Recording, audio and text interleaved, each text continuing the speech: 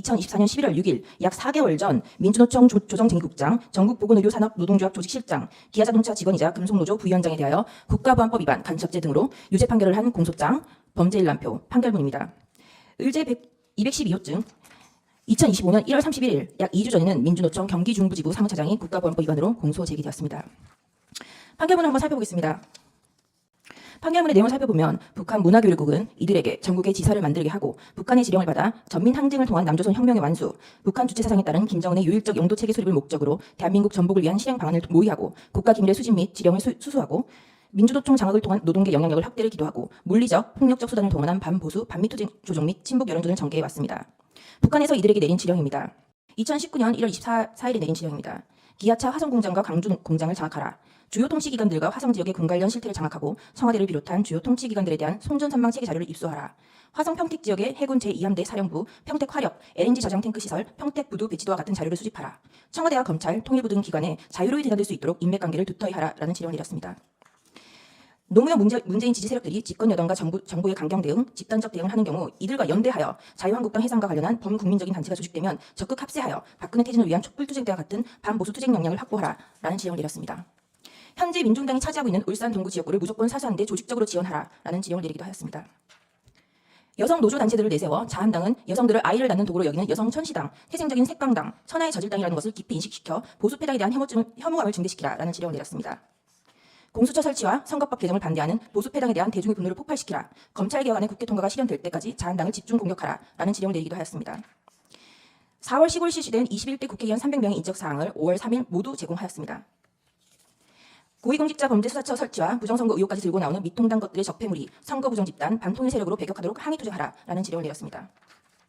일본 후쿠시마 원전 오염수 방류 관련 반일 민심을 부추겨 일본과 갈등을 되돌릴 수 없는 지경에 몰아넣도록 하고 선전 홍보 수단들을 이용하여 한반도와 주변 나라들에 대한 핵테러 행위로 단죄하는 기사들을 집중 게재하게 하라라는 지령을 내렸습니다. 차기현 변호사님께서 말씀하시는 것처럼 이러한 지령과 갈등으로 인하여 후쿠시마 괴담으로 인한 사회적 비용이 1조 6천억 원이 투입되었다는 기사입니다. 도쿄올림픽 경기대회 참가 거부, 일본 수산물 전면 수입 금지, 일본 상품 불매 운동 등과 같은 대일 강경 입장을 취하게 하라라는 지령을 내렸습니다. 385조입니다.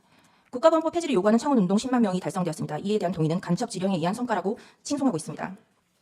언론노조를 중심으로 민주언론시민연합과 같은 언론시민단체들과 연대해 조선일보 폐간운동본부로 활동을 진행하도록 하라라는 지령을 내리기도 하였습니다. 윤석열에게 공격의 화살을 집중하여 국민의힘 것들을 궁지에 몰아넣으라라는 지령을 내렸습니다. 윤석열이 당선되어 친미 사대적이고 반민중적이며 반통일적인 보수정권이 들어섰다. 집권 초기부터 윤석열 패거리들에 대한 실천투쟁을 공세적으로 조직 전개하라라는 지령을 내렸습니다. 438조입니다. 윤석열과 일가 족속, 측근들의 정치추문과 부정부패 행위들을 집요하게 물고 늘어지면서 법적 처벌을 요구하는 압박 공세를 지속적으로 강화하여 윤석열 탄핵투쟁의 불씨를 피우고 제2의 촛불항쟁 때와 같은 대중적인 항거 기운을 조성하라라는 지령을 내렸습니다. 450조입니다. 보수 텃밭인 영남에서 김땡땡이 국민의힘 후보를 꺾고 당선된 것은 영업 일부와 진보 사당이 후보 단일화를 통해 이룩한 캐거이다라고 칭송하였습니다. 이태원 참사 희생자 추모 시민 촛불 집회를 개최하여 박근혜의 탄핵을 이끌어낸 2014년에 세월호 참사 진상규명 투쟁과 같은 정세 국면을 조성하는 데 중심을 두고 촛불 시위와 적극 결합하여 역도놈의 퇴진을 요구하는 항의 투쟁들을 전개하라는 등의 지령을 내리고 실천해 왔습니다. 이와 같이 민주노총 간첩 판결문에는 최근 몇 년간 우리 사회에서의 갈등이 모두 간첩들에 의한 지령에 의해서 움직인 지령문에 담겨 있음이 확인됩니다. 의제 77호증의 1, 2는 2024년 12월 19일 이화영 대북송금 사건의 판결문과 보도자료입니다. 반국가 단체인 북한에 수백만 달러에 달하는 대규모의 자금이 흘러들어갔고 조선노동당에 지급되었다는 취지의 증거입니다.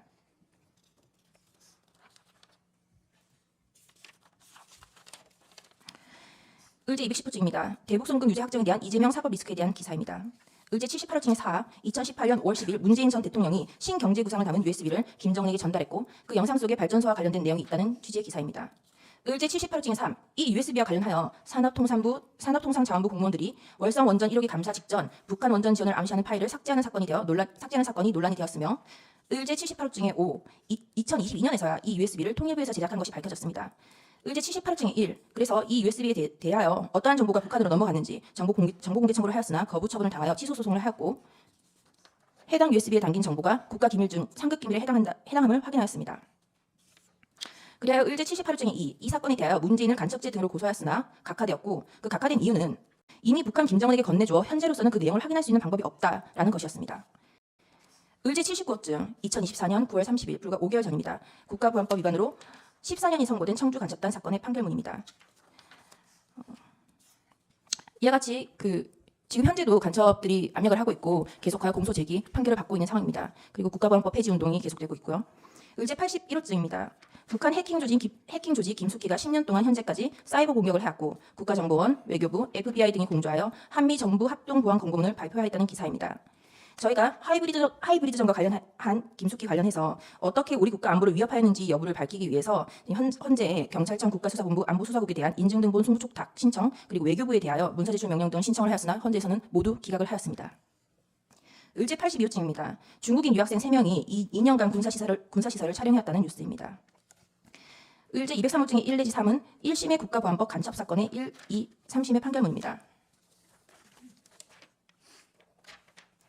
의제 203호증의 4는 박선원 현 민주당 의원, 전 청와대 안보전략비서관이 1심의 사건이 연루되었음을 암시하는 기사를 썼다는 이유로 언론사를 상대로 손해배상 소송을 했고 승소했다는 기사입니다. 다음은 여인영으로부터 23시 06분경 국회를 봉쇄하고 있다고 위치 추적을 받았다는 홍장원의 진술이 거짓일 수밖에 없는 증거입니다. 의제 137호증의 1, 방첩사 배종효가 국회로 순차 출발한 시간이